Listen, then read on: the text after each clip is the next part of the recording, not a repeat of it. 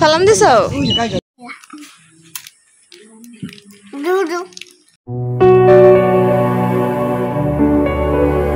আসসালামু আলাইকুম ওয়া রাহমাতুল্লাহ। আরো একটি নতুন ভিডিও নিয়ে আপনাদের সামনে চলে এসেছি। গত কয়েকটা দিন ভিডিও দিতে পারিনি, তবে এগুলো আগে থেকেই করে রাখা।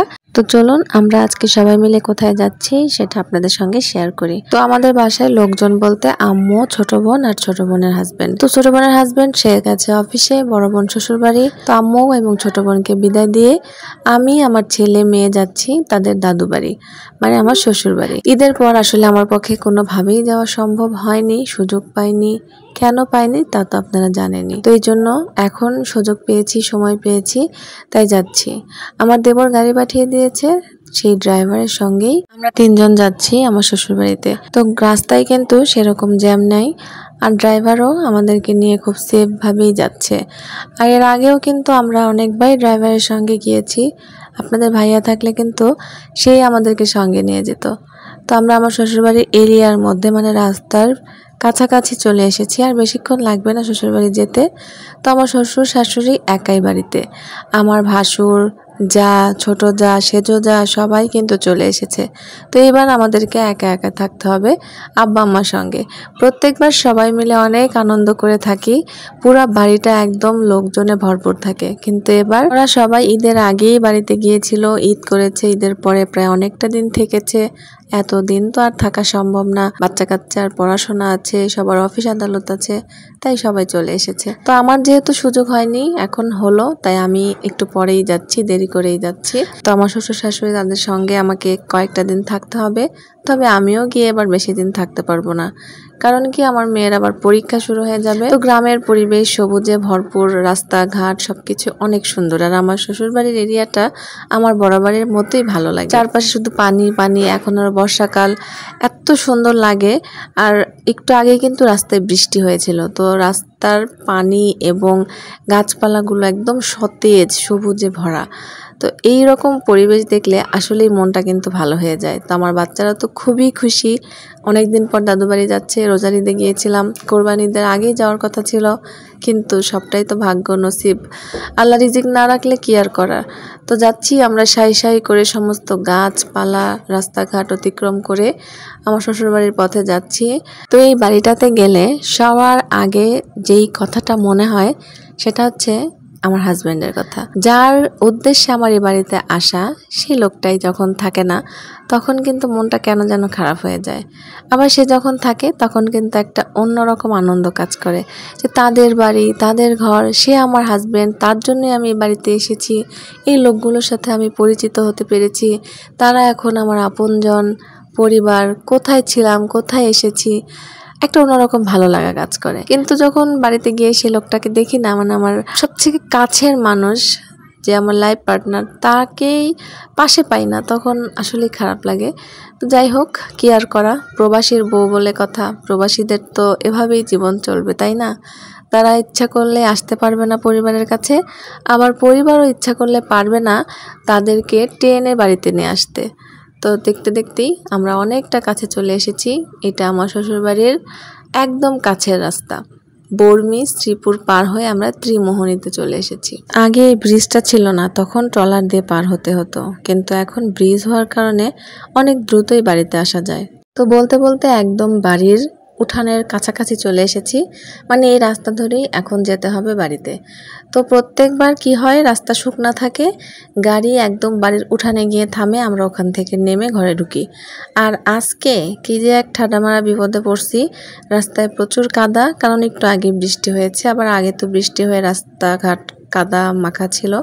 তো আমার মেয়ের হাতে দিয়েছি কিছু ব্যাগ, ফোন দিয়েছি, আমার বড় ভাসুর আছে বাড়িতে, উনি আসছেন, আমার শ্বশুরও আসছেন। তো ওনাদের আসতে আসতে আমরা অনেকটা পথ এগিয়ে যাব। তো ড্রাইভারও বলছে যে গাড়ি নিয়ে যাওয়া যাবে না। তো আমার ছেলে তো আরেক বিরক্তিকর, সে কোলে ছাড়া তো জীবনও হাঁটে না। তো আমার মেয়ে, মানে তারা ভাই বোন যতটুকু পারে আগানোর চেষ্টা করছে। তো আর আমি এদিক দিয়ে দেখছিলাম যে কি পরিমাণ পানি কিন্তু আশেপাশে জমে গেছে। প্রত্যেকবারই পানি থাকে, তবে কম। বর্ষাকাল, সে কারণে আরও একটু বেশি পানি। আর আমাদের বাড়ির যে মসজিদের কাজ, মানে এই জায়গাটা তো আমার শ্বশুরের, সেই মসজিদের কাজ কিন্তু কিছু কিছু করে চলছে। তো বৃষ্টির কারণে একটু একটু করে কাজ হয়, আবার থেমে যায়। তো ইনশাল্লাহ আগামীবার যখন আসবো তখন দেখব কাজের অগ্রগতি আর একটু বেড়েছে। তো ইটের সলিং কিন্তু অল্প একটু রাস্তায় করা, পুরাটা যদি থাকতো তাহলে এত কষ্ট হতো না। বাকি রাস্তা কিন্তু কাদায় ভরা। তো এই দিক দেখতেই পাচ্ছেন সব কিছু সবুজে ভরপুর। ধান টান কাটাকাটি শেষ, এখন সবার বাড়িতে বাড়িতে ধান। গিয়ে দেখবো শ্বশুর বাড়িতে প্রচুর ধান। তো আমাদের মেয়েদের জীবন দেখেছেন, বাপের বাড়ি থেকে শ্বশুর বাড়ি, শ্বশুর বাড়ি থেকে আবার বাপের বাড়ি। তো যারা বাপের বাড়ি থাকি না তাদের কিন্তু আবার নিজের একটা বাড়ি থাকে, সেখানে গিয়ে থাকতে হয়, নিজের সংসার সেভাবে গোছাতে হয়। তো আমার তো আর সেরকম না, আমার মার একসঙ্গেই সংসার, মায়ের সংসার এবং আমার সংসার দুটো একসাথেই। তো যাই হোক, আমার ভাসুর চলে এসেছে। তো তার বড় আব্বু এবং সে মিলে হাঁটাহাঁটি করে বাড়ির উদ্দেশ্যে রওনা হয়েছে। আর আমাদের গরুটা ওই যে দেখেন ঘাস খাচ্ছে। তো গরু নিয়ে একটা মর্মান্তিক দুঃখের ঘটনা পরে বলবো। আর এই যে এদিকে দেখেন পেঁপে গাছও লাগানো হয়েছে।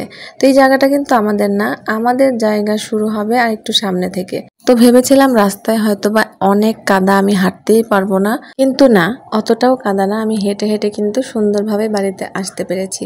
তো আমাদের খেতে কি সুন্দর কলমি ফুল হয়েছে, কি সুন্দর যে দেখতে। আর এই দিক দিয়ে দেখেন দাদা যান চলে এসেছে নাতিকে দেখতে, নাতিকে কোলে নিতে। কাজে ব্যস্ত, তারপরও নাতি এসেছে। দাদা কিন্তু কি যে খুশি। সব নাতিরা বাড়িতে ছিল, শুধু আমরাই ছিলাম না। বারবার ফোন দিত, কবে আইবা তোমরা, কবে আইবা দাদু, কবে আইবা তোমরা, আয়োনি তাড়াতাড়ি। তো আমরা কিন্তু আইসাই পড়লাম, তাই না? দাদা দাদি খুবই খুশি, বাড়িতে কেউ ছিল না। আর এই যে কাঁঠাল, গাছের কাঁঠাল, তবে গাছে কাঁঠাল নেই, অন্য বাড়ি থেকে কিনে আনা হয়েছে। তো আমরা যখন ছিলাম না বাড়িতে, সব নাতি পুতিতে ভরপুর ছিল। আব্বা আম্মা খালি বারবার একই কথা, তোমরা আসতাছো না, কখন খাইবো, সব তো শেষ হয়ে যাবো, কিচ্ছু পাইবো না, এই সব বলতে বলতে আমরা কিন্তু অবশেষে চলেই আসলাম। তো বাড়িতে কেউ নাই, আমরাই। মাশাআল্লাহ, কাঁঠালটা অনেক মিষ্টি। আমার কাছে আবার নরম কাঁঠালের থেকে শক্ত শক্ত কোষ বেশি ভালো লাগে। এসেই দেখেন আমার ছেলে মেয়ে দুইজন ক্লান্ত, ঘুমায় গেছে। গ্রামের বাড়ি একটু অগোছালো থাকবে, স্বাভাবিক। দেখেন এখানে ব্যাগের কাপড় চোপড় সব কিছু ঢালছি। আর এদিক দিয়ে ধান আর ধান। তো বগুড়াতে আমার নানুর বাড়ি, দাদুর বাড়িতে ধান দেখতে দেখতে এখন গাজীপুরে শ্বশুর বাড়িতে আসলাম। এখানেও এসে দেখি সেম অবস্থা। আমার শ্বশুরের কিন্তু এর আগে আরও প্রচুর ধান হতো, 100-150 মন, 200 মন এরকম ধানও হতো। কিন্তু বয়স বাড়ার সঙ্গে সঙ্গে ছেলে মেয়ের ব্যস্ততা হওয়ার কারণে ওইভাবে কামলা খরচ, কামলা পাওয়া যায় না, অনেক ঝামেলা থাকার জন্য আর আগের মতো ধান করে না। এখন বেশিরভাগ জমি আমাদের মাছের প্রজেক্ট করা। তো আসেন দেখাই, এতগুলো গাছের মধ্যে মানে সবই কিন্তু কাঁঠাল গাছ, আম গাছ। তো কাঁঠাল গাছে কাঁঠালই নাই, কি অবস্থা।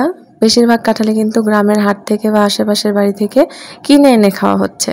তো যাই হোক, ভিডিওর একদম শেষ পর্যায়ে চলে এসেছি। শ্বশুর বাড়িতে আসলাম, কি করি না করি জানতে হলে পরবর্তী ভিডিও অপেক্ষায় থাকুন। বিদায় নিচ্ছি, আল্লাহ হাফেজ।